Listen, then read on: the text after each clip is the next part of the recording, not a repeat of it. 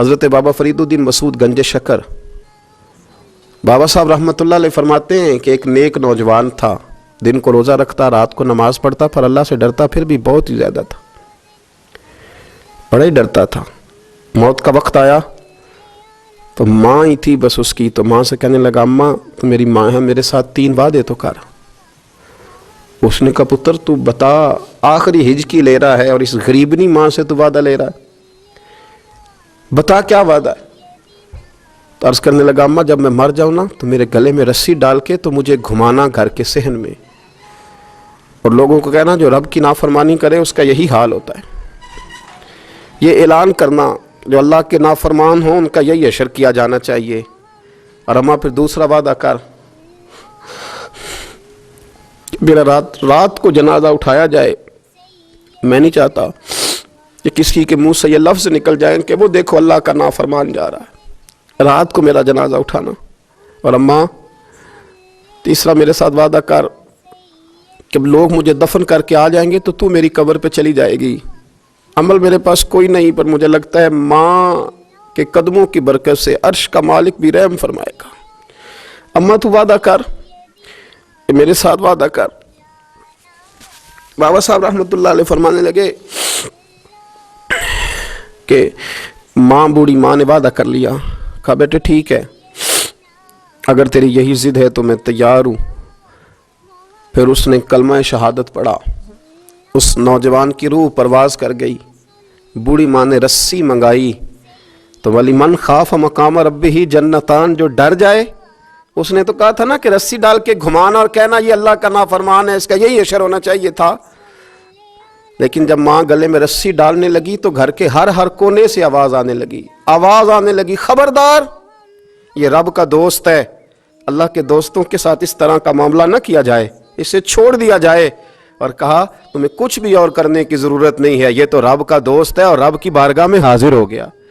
کچھ کوئی بندہ کہے گا کہ یہ تو ایک بابا فرید کا سنایا ہوا واقعہ ہے، سنیے بخاری میں حدیث ہے، نبی پاک صلی اللہ علیہ وسلم نے فرمایا، حضرت ابو ہریرہ رضی اللہ تعالیٰ عنہ راوی ہیں، حضور فرماتے ایک شخص مرنے لگا تو اپنے بچوں سے کہنے لگا کہ میں جب مر جاؤں تو مجھے جلا دینا اور پھر میرے جلے ہوئے وجود کو پیس دینا، پھر مجھے ہوا میں اڑا دینا۔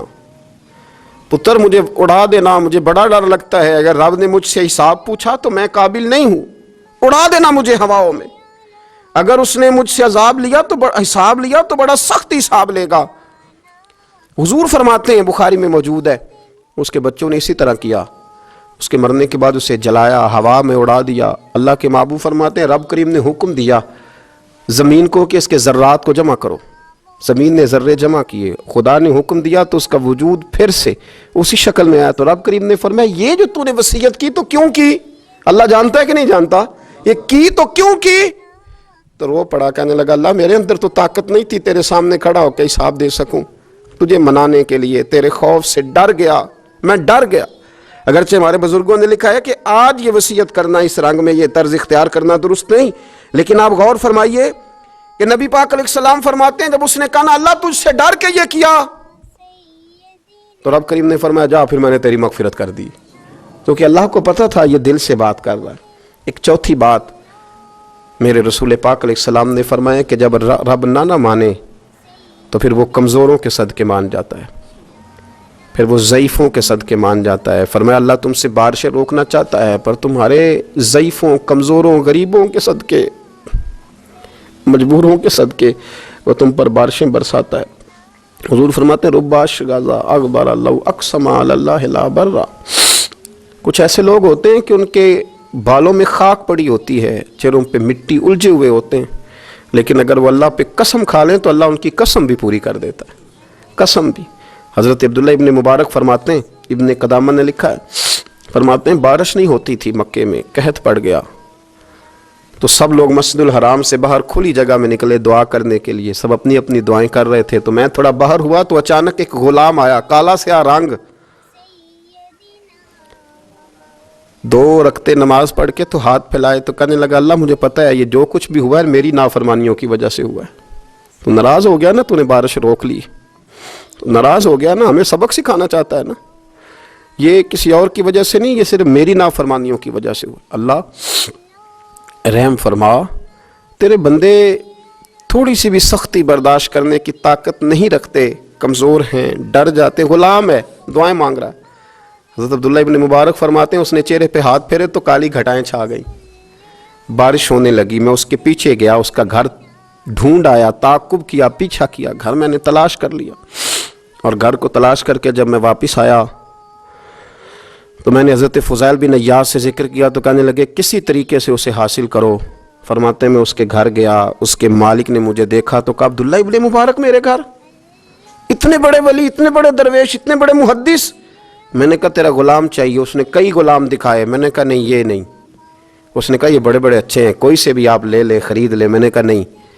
پھر وہ لاغر صاحب، وہ کمزور صاحب، وہ ضعیف سا نکل کر کے آیا۔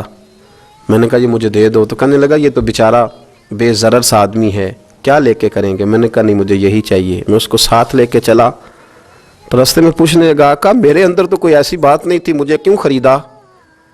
آپ مجھ سے کیا خدمت لیں گے؟ تو عبداللہ ابن مبارک فرمانے لگے میں نے کہا کوئی خدمت بھی نہیں لوں گا، میں تو خود تیری خدمت کروں گا، میں تیرا بیاہ کراؤں گا، تیرے لیے مکان بناؤں گا، میں تیری خدمت کروں گا۔ میں تیرا اور تیرے رب کا رشتہ دیکھ چکا ہوں، میں تیرا اپنے مالک کے ساتھ جو تعلق ہے اسے دیکھ چکا ہوں۔ کہتے میں نے یہ لفظ کہے تو مجھے کہنے لگا 2 رکعتیں پڑھ لوں؟ اب مجھے لے جانا پر 2 رکعتیں پڑھ لوں؟ کہتے میں نے کہا پڑھ لو۔ تو 2 رکعتیں پڑھنے کے بعد میری طرف دیکھ کے کہنے لگا آقا مجھے اپنا حق معاف کر دینا، میں خدمت نہیں کر سکا۔ پھر کہنے لگا اللہ راز تو کھل گیا، اے اللہ راز تو کھل گیا، اللہ تیرا میرا معاملہ تھا، راز تو کھل گیا، راز تو کھل گیا، اللہ راز تو کھل گیا، میں سراپا مخزن راز تھا، میں رہا تھا مدت و راز میں، یہ تو تیرا شوق دید کشاں کشاں مجھے کھینچ لایا مجاز میں، اللہ راز کھل گیا۔ یہ لفظ کہتے کہتے اس شخص نے کلمہ پڑھا اور اس کی روح پرواز کر گئی، اس کی روح ہی پرواز کر گئی۔ تو کبھی ان کمزوروں کے ذریعے بھی اللہ کو منایا جا سکتا ہے، تو رب کو منانے کی کوشش کریں، اس کے حضور عجز کی کوشش کریں۔ ہر آدمی اپنے گھر میں بیٹھ کر، اپنے مصلے پہ بیٹھ کر، تنہائی میں بیٹھ کر اس سے کہے، اور یاد رکھنا وہ بڑا کریم ہے اور وہ بڑا قدیر ہے، بڑا قادر ہے، 1 منٹ لگاتا ہے اور ہر چیز اس کے کرم میں نہا جایا کرتی ہے، اس کے فضل میں ہر چیز نہا جاتی ہے۔ بوڑھے بھی دعائیں کریں، مائیں بھی دعائیں کریں، اور بچے بھی دعائیں کریں۔ آج دعاؤں کی رات ہے، کھل کر دعا کریں کہ اللہ ہمارے حال پہ رحم فرمائے، اللہ ہمیں سمجھنے کی بھی توفیق عطا فرمائے۔ اللہم صلی علی سیدنا ربنا ظلمنا انفسنا وَإِن لَّمْ تَغْفِرْ لَنَا وَتَرْحَمْنَا لَنَكُونَنَّ مِنَ الْخَاسِرِينَ اللہم اعنی علی ذکرک وشکرک وحسن عبادتک ربنا اغفر لی ولوالدی وللمؤمنین یوم یقوم الحساب اللہم اعنی علی ذکرک وشکرک وحسن عبادتک ربنا اغفر لی ولوالدی وللمؤمنین یوم یقوم الحساب۔